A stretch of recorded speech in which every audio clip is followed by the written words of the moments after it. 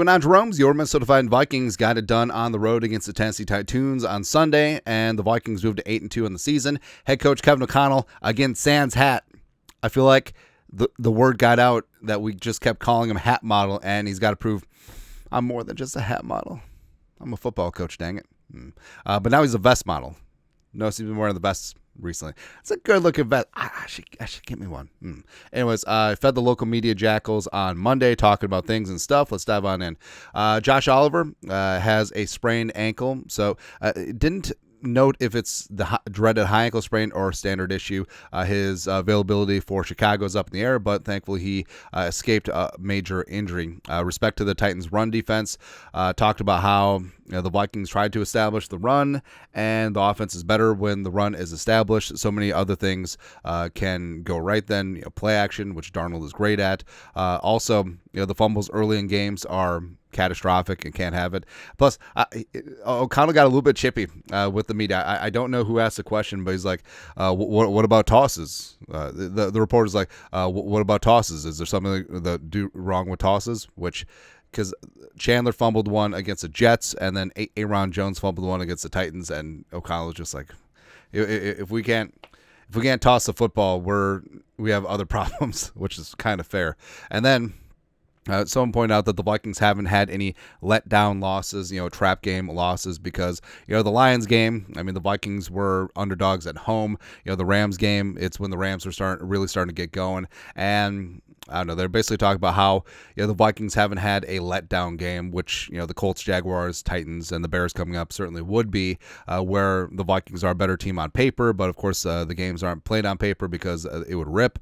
But O'Connell, went into coach speak and just like, you have to play good football no matter the opponent, and lots of things to clean up in all three phases and focus on peaking for the stretch run playoffs. It's really hard to win a game in the National Football League on the road, and he's right. I know that us fans are like, well, we should beat the Titans by 50 because the Lions beat them 52-14, or they beat the Jaguars by a lot. Doesn't matter. It does matter. Finding a way to win, because some days you don't have your fastball, some days they certainly do not. And also, you look at the way that the Jaguars and the Titans played against the Lions versus how they played against the Vikings. Now, sure, the Lions had a part to do with that, but it's kind of night and day. And you play who you play, and a win is a win in the National Football League. You don't really get style points. This is the BCS era from back in the day. Also, talking about the kick return with Ty Chandler, basically, the Titans had showed things where they thought that the Vikings would be able to pop one, and they were kind of hoping that he could take it to the house. Chandler was pretty dang close, but had a good one. Plus, they talked about how Chandler being very solid as a kick returner and also being a standalone guy. He was the single returner on the 35-yarder, where using Cam Akers a lot more as running back too. They want to keep Aaron Jones' snap count down. O'Connell just sort of slid that in, which I think is smart, and hopefully is going to refresh the running game. And also, you talked about how running inside against the Titans is going to be tough, and the Vikings want to run outside a little bit more, but circumstances didn't really work out. Reisner, who started his first game of the season, a bit of a surprise before the start of the game. Compliment Reisner, did some good things, has that veteran moxie, and is settling back in. Also, he says very happy with the way that Ed Ingram handled the benching during the week, which the media is only privy to practice for the first part of it, usually stretching some individual drills, so they wouldn't have seen that Reisner was getting the first team reps during practice last week, which I'm sure happened. But Ingram, this isn't the end, man. He does have talent, and maybe things will work out down the line, but I do think that Reisner will start the rest of the way, even though O'Connell didn't. He wasn't even asked. I feel like that's a pretty easy question. Yeah. Asked about Patrick Jones' second and his career year. Had 2 sacks against the Titans, 7 on the season. Talked about how Patrick Jones' second prepares and has figured out who he is. And that's the thing, too. Like, some guys come into the league and they're just gangbusters, right? Some guys need a little bit more time to marinate, and Jones has really added a lot to his repertoire. He's become great against the run. He's become great as a pass rusher and finishing at the quarterback. So, Jones, I wouldn't be mad if they re-signed him to a team-friendly deal, but I think that he's going to get paid in free agency. Respect, man. Also, talking about Andrew Van Ginkel, Jonathan Grenard, XP squared. It's not a fluke that they're having career years where Coach Pettin and company on the edge has done a really good job getting those guys in positions to succeed. And Grenard, had some big-time respect for Grenard. You're seeing that opposition sliding his way. The tape is his resume, and that's opening up a lot of other things on the other side for pass rush when they're getting singled up or getting numbers on that side. So in a way, like, I guess you could say that Grenard is a little bit like Justin Jefferson, except the defensive edge rusher version, because Grenard does have gravity. All right, everyone on the offense knows, the OC knows where 5'8" is at all times, and it's making things easier for everyone else, which is good.